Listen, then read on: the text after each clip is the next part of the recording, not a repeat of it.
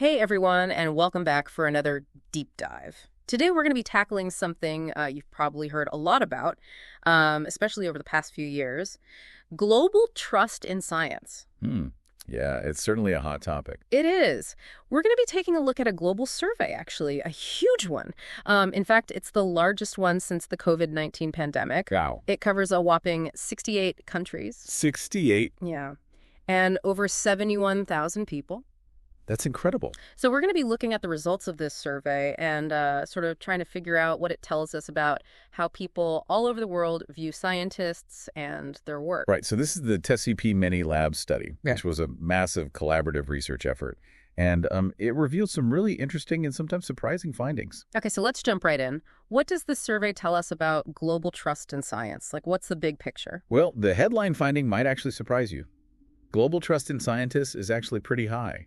The study found an average trust level of 3.62 out of 5, which is a solid positive result. Yeah. Especially considering all the heated debates we see around science these days. That is surprising. I think a lot of us, we sort of get the impression just from reading the news and stuff that trust in science is declining. Yeah.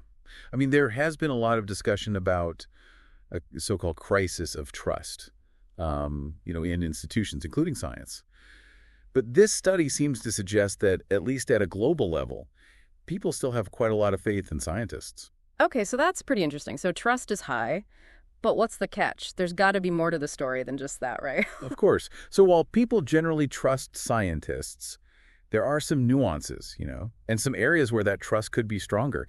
For example, the study found that less than half of the respondents, only 42% to be exact, believe that scientists actively listen to other viewpoints. Oh, that's really interesting. Why is that? Like, is it because of how scientists communicate their findings? Or maybe there aren't enough opportunities for the public to actually, engage in those discussions? Those are great questions. And unfortunately, the study doesn't really give us the answers, but it does kind of point to a potential gap between how scientists see their own role and what the public actually expects from them. Okay, so we've got this, this relatively high trust level, but at the same time, this perception that scientists aren't always the best listeners. What else did the study tell us about how people view scientists? Well, one of the more fascinating findings is that people actually see scientists as more than just people in lab coats doing experiments in a lab, They want them to have a much more active role in society, particularly when it comes to communication. A whopping 83% of respondents said that they believe scientists should actively communicate with the public about their work. Wow, 83%. Yeah. That's a huge majority. It seems like people really want more transparency and understanding from the scientific community when it comes to how science actually works.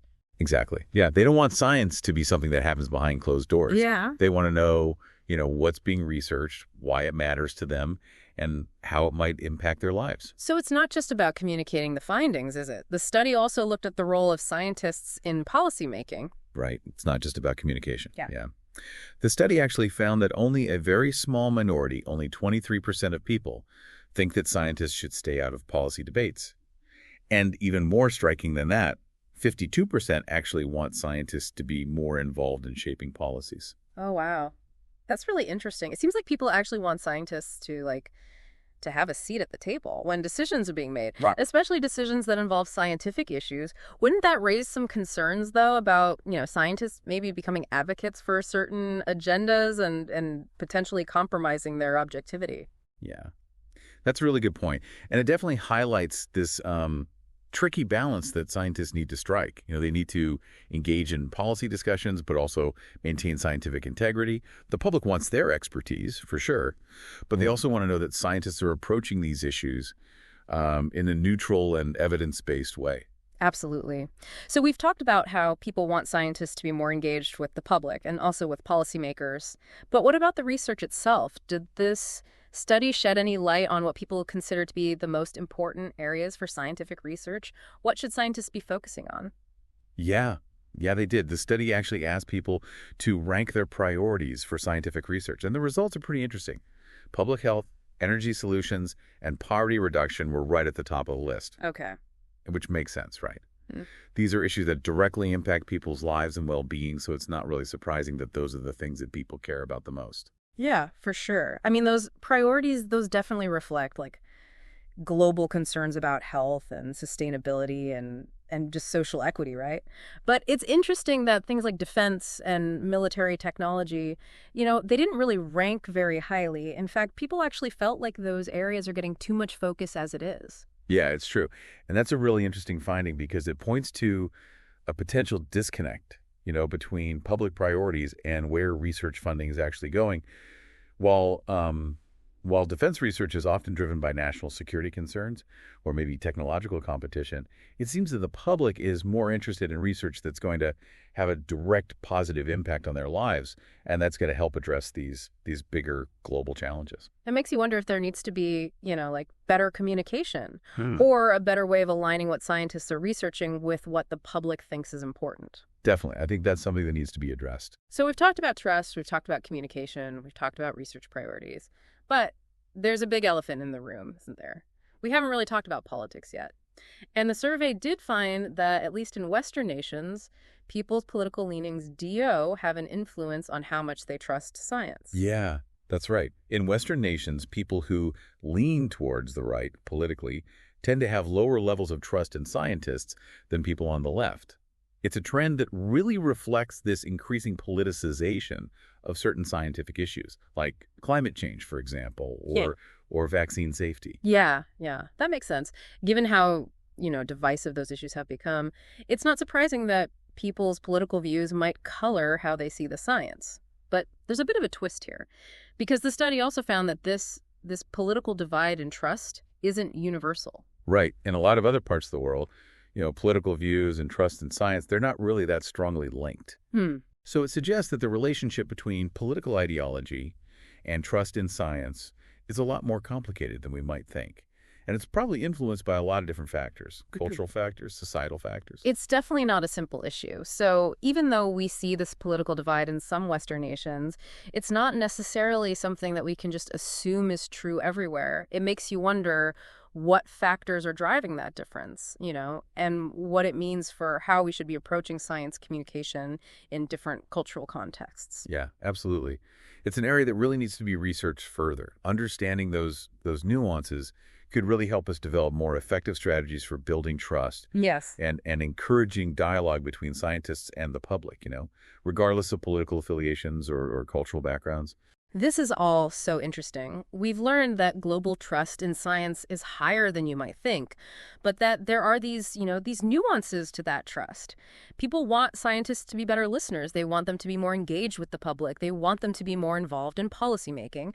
And we've also seen that while there is a clear political divide in some Western nations, that's not necessarily the case everywhere. Yeah. This brings up a big question, though. If people generally trust science, but they also want more engagement and better alignment, what does that actually mean for the future of the relationship between science and society? That's a great question. And it's one that we're going to continue to explore as we delve deeper into this study, this mismatch we've been talking about between what the public wants from research and where the funding is actually going. It raises an important question. How are these priorities set anyway? Like, is there enough public input in that process? Are scientists doing a good enough job of explaining why something like, I don't know, basic research that may not have like immediate practical applications is still really important? Right. It seems like there needs to be a better feedback loop between the scientific community and the public so we can make sure that the research agenda is really aligned with what society wants and needs. Exactly. And the authors of the study, they actually suggest a few ways that we could start to bridge that gap. They emphasize transparent communication, public engagement initiatives, and really importantly, incorporating a wide range of perspectives when deciding what research to actually prioritize. So we've talked about trust, communication, and research priorities. But how does all of this actually relate back to the average listener? I mean, where do we go from here? Well, I think the findings of this study can really give us a roadmap for how to navigate the future of science and how it relates to society. The key takeaway for me is that trust in science is incredibly valuable, but it's not something we can just take for granted. It has to be nurtured, it has to be cultivated, and it has to be earned through ongoing dialogue and engagement. So it's not enough for scientists to just, do amazing research, publish papers, and expect that's going to be enough. Right. They also need to be thinking about how they share that research, how they listen to concerns, and how they collaborate with the public to really set those research priorities that we were talking about. We need to move away from this model of just science communication towards something more like science engagement. Absolutely. Where scientists and the public are actually working together as partners. Let's zoom out for a second and think about the big picture. We live in a world that is just overflowing with information, misinformation, and just competing claims of authority everywhere you look. What role does trust in science play in all of that? How do we sort through the noise? Trust in science is essential for making informed decisions, both individually and as a society. When people trust the scientific process and the people who are conducting it, they're more likely to accept scientific evidence, to support policies based on that evidence, and ultimately to make choices that benefit themselves and their communities. But as we've been discussing, trust it's fragile. How can we make sure that science remains a trusted source of knowledge, especially as we're facing this increasing polarization and skepticism and the spread of misinformation that we were just talking about? Well, the study highlights the need for scientists to be much more proactive and strategic in how they communicate. It's not enough to just publish your findings in academic journals. Scientists need to be engaging directly with the public, explaining their work in plain language that everyone can understand, addressing concerns, and really demonstrating the value of science in solving real-world problems. It almost sounds like scientists need to become better storytellers.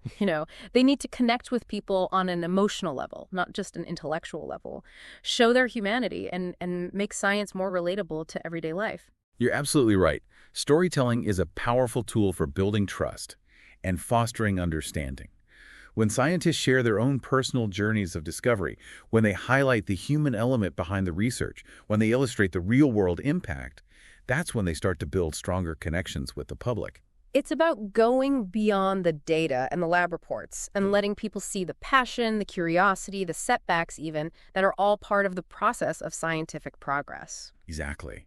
By humanizing science, we make it more accessible, more relatable, and ultimately more trustworthy. This all brings us back to the importance of dialogue and engagement. If we want science to thrive and to continue benefiting society, we need to create spaces where scientists and the public can connect, exchange ideas, and build that mutual understanding. And the study did find a strong desire for that among the public. For more interaction with scientists, people want to be able to ask questions, they want to share their own perspectives, and even be involved in helping to shape the direction of future research. So how do we actually make that happen? What are some practical things that we could be doing to encourage that two-way conversation? Well, there are so many avenues we could explore. Things like science festivals, public lectures, community science projects, even just online forums where people can connect with scientists. What about social media? Could scientists be using platforms like Twitter or Instagram or TikTok to connect with people? Oh, absolutely. Social media has huge potential for science communication by sharing, bite-sized insights, behind-the-scenes looks at their work, and just engaging with the public in a way that feels, authentic and approachable. Scientists can really build a much stronger online presence and reach people they might never have been able to reach before. It's not just about scientists broadcasting information, though, right? It's about creating opportunities for people to give feedback, to share their thoughts and concerns. Right. Social media can be a fantastic tool for listening to what the public is saying, addressing any misconceptions they might have, and even getting feedback on research priorities. It seems like what we're really talking about is a fundamental shift in how science is perceived and communicated. We need to move away from this one-way flow of information, from the experts down to the public, towards something that feels much more collaborative, much more participatory. Yes, exactly. We need to move away from what we call the deficit model of science communication, where it's just assumed that the public is lacking knowledge and they just need to be educated. What we need is a dialogue-based approach, one that recognizes the value of diverse perspectives and encourages active participation from everyone. So it's not about dumbing down science or, talking down to people. It's about meeting them where they are, respecting their values and concerns, and really inviting them to be a part of the scientific process. Right. And this shift is going to require a change in mindset for both scientists and the public. Scientists need to embrace this role as a public communicator and see engagement as a core part of their professional responsibility. And the public needs to be more proactive in seeking out good scientific information, thinking critically about what they're reading and hearing, and being willing to participate in those dialogues about science. It's a two-way street, a partnership, where both sides actually benefit from this exchange of knowledge and perspectives and experiences. Precisely. The future of science really does depend on our ability to build that trust, foster those dialogues, and work together. To use the power of science for the benefit of all of humanity. That's a great point. This deep dive has given us so much to think about. It's clear that trust in science is complex, but it's also absolutely essential for our future. And the study we've been discussing today offers a really hopeful message that trust is out there, but we need to nurture it. We need to support it through open communication, engagement, and a real commitment to addressing the needs of society. It's pretty amazing, actually. We've been talking about all these challenges and this potential disconnect between science and the public. But it seems like overall, people do still have faith in science, and they want it to be a force for good in the world. It's true. I mean, there's a real sense of hope that comes through in this data. People see the potential of science to solve problems, to improve lives, to create a better future. And it's not just a passive hope either. They want to be part of the process. Exactly. They want to understand the science, engage with the researchers, even help decide what should be prioritized. So it's a much more active role than maybe we've seen in the past. Definitely. It's a real partnership between science and society. This deep dive has really been eye-opening. I hope it sparks some new ideas for you listening at home. Before we go, I want to make sure you know where to find more information if you want to learn more about this study. Absolutely. So the full study, which is packed with fascinating details, was published in Nature Human Behavior. If you want to really dig in, you should definitely check it out. And while you're at it, why not share your thoughts on this topic? What resonated with you? What surprised you? We'd love to hear your perspective. As we're wrapping up this deep dive, I keep coming back to this one question. How can we create a more supportive and collaborative environment for science as individuals, as a society? How do we really help science flourish and benefit everyone? That's a great question, and it's a challenge for all of us to consider. And with that, we've reached the end of our deep dive into global trust in science. Thanks for joining us, and we hope you'll tune in again next time for another fascinating exploration.